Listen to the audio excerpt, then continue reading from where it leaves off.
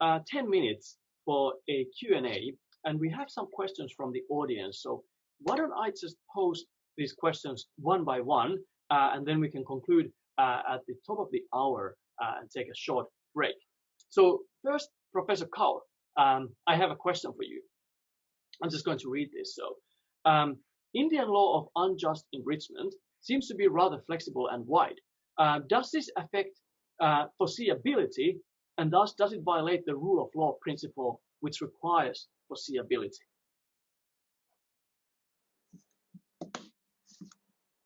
I agree to this point that a lot of flexibility has been given, because if you are not able to take a case within the provisions of section 68 to 72, the principle of equity and justice and good conscience applies, and you have the right to provide the justice in a particular case.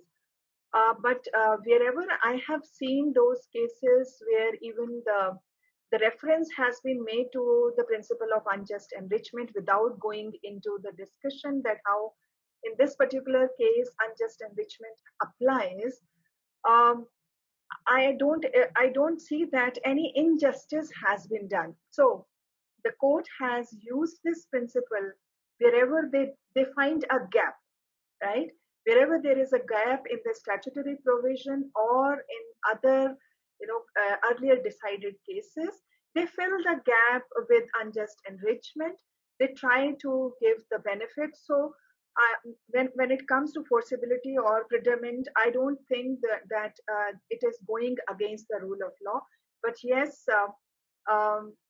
over the years, the way it has been now expanded, because I told you the case of the environment law, where the compound interest was decided by the Supreme Court of India. It was a single judge decision that because if it is a pre-suit decision, then I will apply the substantive law, and if it is unjust enrichment in the post-suit, if it is because of the act or omission of the parties or simple passage of time, there has been unjust enrichment of one of the parties, the court has the jurisdiction to decide how to take care of the injustice here, right? And even when there was even when the court did not know whether the chemical industry had to borrow the money or had to take a loan, and where they could have saved that interest over 14-15 years of time,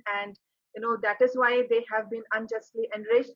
Court simply decided that this is the position and I'm going to decide it, because this was in the form of a penalty, but it was not decided in the form of penalty, but taking a clue towards the compound interest under the case of Sempra Metals and under the unjust enrichment. So I don't think that the courts it's going to negatively affect the role of rule of law in India. But yes, there is a need that we should have settled principles here. Any court on its own cannot decide on the new principle. We have to look into the background of unjust enrichment. We need to know that how do we decide that whether there has been actually any unjust enrichment. That we have to decide what is the unjust factor. We need to know that. Simply by quoting all the judges, simply by quoting earlier judgments, and then at the end coming to the conclusion that because of these judgments, we conclude here that there has been unjust enrichment. I think we should, I would propose that we should avoid this rather than take, substantial legal position here. I hope I have answered the question. Yes, thank you. Thank you. Fascinating. Okay, let me then ask Professor Tang a question, okay, if you don't mind. So is there a role for equity in unjust enrichment in Singapore? A role for equity? I think the Singapore Court of Appeal has been quite clear that unjust enrichment is seen as a common law action, and building on Harpreet's point, before the Anna Wee decision, a lot of counsel was arguing on unjust enrichment. Every time they cannot find a cause of action, they'll say, oh, it's so unjust, and there should be a claim in unjust enrichment. And the Court of Appeal in Annawi was very clear that unjust enrichment is not based on equity, it's not based on unconscientiousness, and you need to articulate your unjust factor. And subsequently, after the Annawi decision, we see a lot of judgments being struck out because counsel could not articulate the unjust factor approach. So I think that in terms of the role of equity, in terms of the claim, I don't see that being used if the main plea is that it's so unfair. It's very unconscientious. But again, as Stephen Gallagher has pointed out, currently the English law of change of position is expressed using concepts of unconscionability and this idea of inequity. We have not had a huge case on change of position yet that has been argued in Singapore.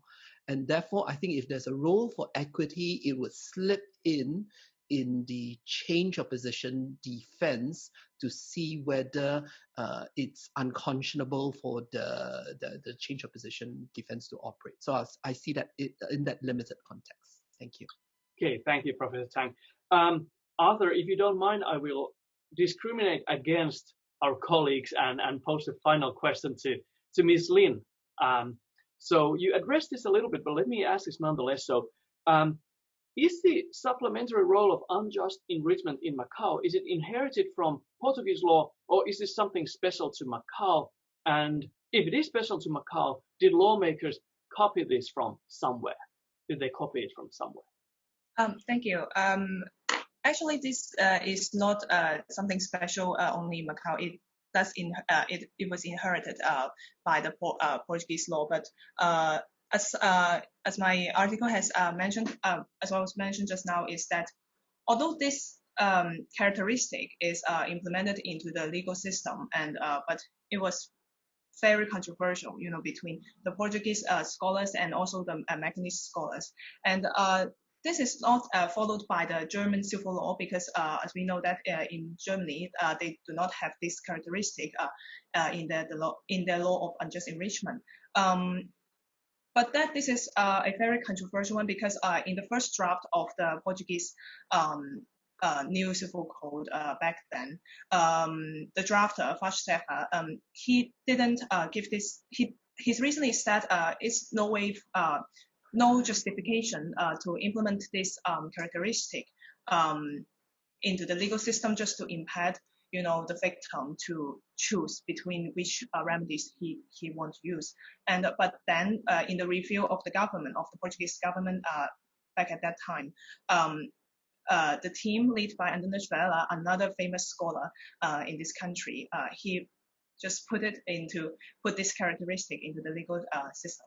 So this one is actually a very controversial point, and it has been debated for several decades till now. So yeah, it was inherited from the Portuguese law. I hope I answered your question. Yes, well, thank you very much. So thank you all the presenters for these terrific papers. Thank you audience as well. How many are we? We're 127, so that is amazing.